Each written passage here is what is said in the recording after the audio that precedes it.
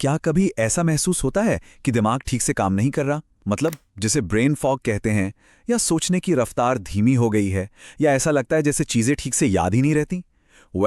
इसके पीछे एक ऐसा दुश्मन छुपा हो सकता है जिसे हम देख भी नहीं सकते। हाँ, ये कोई साइंस फिक्शन नहीं है। छोटे छोटे अदृश्य कण हमारे दिमाग पर हमला कर रहे हैं, हमारी याददाश्त और सोचने की ताकत को कमजोर कर रहे हैं। और सबसे बड़ी बात, ये हमारे शरीर के डिफेंस सिस्टम को पार करके हमारे सबसे जरूरी अंग तक पहुंच चुके हैं। और ये रही सबसे चौंकाने वाली सच्चाई। हाल की रिसर्च बताती है कि एक आम इंसान के दिमाग में लगभग एक क्रेडिट कार्ड जितना प्लास्टिक जमा हो चुका है। जी हाँ, आपने सही सुना, एक पूरा का पूरा क्रेडिट कार्ड। तो चलिए अब जरा गहराई में उतरते हैं और समझते हैं कि इस चौंकाने वाली खोज के पीछे का विज्ञान आखिर है क्या। इन सब का विलन है नैनो प्लास्टिक्स। ये कण इतने इतने ज्यादा छोटे होते हैं कि कई वायरस भी इनके सामने बड़े लगें, और इसी वजह से ये हमारे ब्लड ब्रेन बैरियर यानी दिमाग की सुरक्षा दीवार को बड़ी आसानी से पार कर जाते हैं।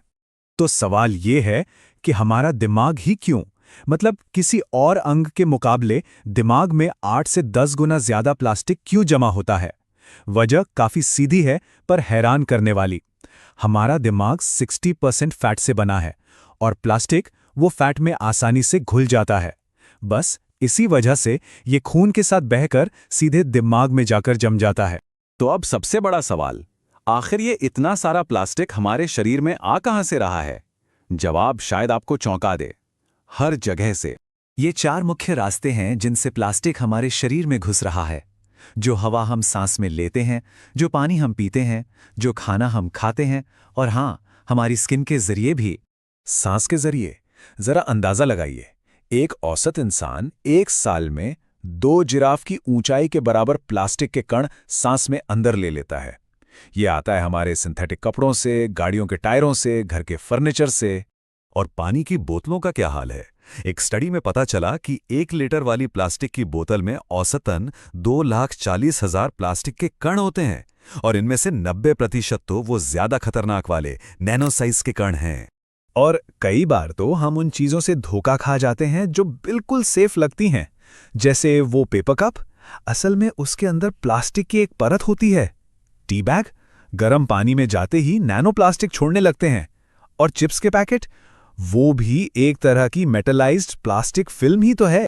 चलिए अब ये देखते हैं कि शरीर के अंदर पहुंचने के बाद ये प्लास्टिक हमारे दिमाग और शरीर को असल में नुकसान कैसे पहुंचाता है। रिसर्च में एक सीधा सीधा कनेक्शन मिला है। डिमेंशिया यानी भूलने की बीमारी के मरीजों के दिमाग में एक सामान्य इंसान के दिमाग के मुकाबले लगभग 6 गुना ज्यादा प्लास्टिक के कण मिले हैं। ये कोई छोटा मोटा फर्क नहीं है। तो ये नुकसान होता कैसे है, इसे 3 आसान स्टेप्स में समझते हैं। पहला, नैनोप्लास्टिक्स दिमाग में घुसते हैं। दूसरा, हमारा इम्यून सिस्टम उन्हें बाहरी हमलावर समझकर अटैक करता है, जिससे लगातार सूजन मतलब इन्फ्लेमेशन बनी रहती है। और आखिर में यही सूजन धीरे धीरे हमारे दिमाग के हेल्दी सेल्स को खत्म करने लगती है। और ये खतरा सिर्फ दिमाग तक ही सीमित नहीं है। एक बहुत बड़ी स्टडी में सामने आया कि जिन लोगों के धमनियों में मतलब आर्टरीज में प्लास्टिक जमा था, उनमें हार्ट अटैक या स्ट्रोक का खतरा 4.5 गुना ज्यादा था। मतलब ये पूरे शरीर की समस्या है। मुझे पता है ये सब सुनकर काफी डरावना लग सकता है, लेकिन अच्छी खबर ये है कि हम इससे लड़ सकते हैं। तो चलिए एक सीधी और असरदार योजना पर बात करते हैं। ये स्ट्रैटेजी 3 मजबूत पिलर्स पर खड़ी है। पहला, प्रिवेंशन यानी रोकथाम। दूसरा, प्रोटेक्शन यानी सुरक्षा। और तीसरा, हीलिंग यानी शरीर की मरम्मत। रोकथाम की शुरुआत होती है छोटे छोटे लेकिन स्मार्ट बदलावों से। प्लास्टिक की बोतलों को कहे ना, और फिल्टर्ड पानी के लिए स्टील की बोतल इस्तेमाल करें। टी बैग की जगह खुली चाय की पत्ती यूज करें।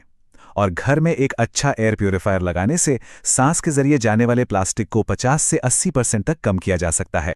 अब क्योंकि हम हर तरह के प्लास्टिक से तो बच नहीं सकते, तो हमारा दूसरा कदम है प्रोटेक्शन। हमें अपनी कोशिकाओं को सूजन से बचाना है। इसके लिए करक्यूमिन यानी हल्दी का सत्व, NAC और ग्रीन टी एक्सट्रैक्ट जैसे पावरफुल एंटीऑक्सीडेंट्स बहुत मदद कर सकते हैं। और आखिर में आता है तीसरा पिलर, हीलिंग। हमें अपने शरीर के अंदर के क्लीनअप मोड को एक्टिवेट करना होगा। इसे ऑटोफेजी कहते हैं। ये एक नेचुरल प्रोसेस है जिसमें हमारे सेल्स खुद ही अंदर जमा हुए कचरे और टॉक्सिन्स को साफ करते हैं। तो इस क्लीनअप प्रोसेस को शुरू कैसे करें? इसके लिए कुछ साइंटिफिक तरीके हैं। 12 से 18 घंटे की फास्टिंग, हफ्ते में 5 दिन 30-45 मिनट की रेगुलर एक्सरसाइज और ब्राह्मी और लायंस मेन जैसे सप्लीमेंट्स जो दिमाग को रिपेयर करने में मदद करते हैं। अपनी सेहत का ख्याल रखना तो जरूरी है ही, लेकिन हमें बड़ी तस्वीर को भी नजरअंदाज नहीं करना चाहिए। हमें हमेशा बताया जाता है कि प्लास्टिक को रिसाइकिल करो, लेकिन क्या आप जानते हैं यूएन के डेटा के मुताबिक दुनिया का सिर्फ 9% प्लास्टिक ही सच में रिसाइकिल हो पाता है।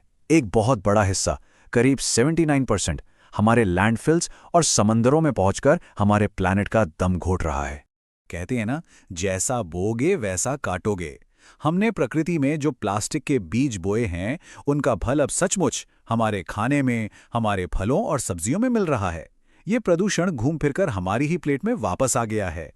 तो आखिर में एक ही सवाल बचता है, हमने ये प्लास्टिक की दुनिया तो बना दी, पर क्या अब भी हम अपने दिमाग को, अपने शरीर को इससे बचा सकते हैं? जवाब हम सबके रोज के छोटे छोटे फैसलों में छिपा है।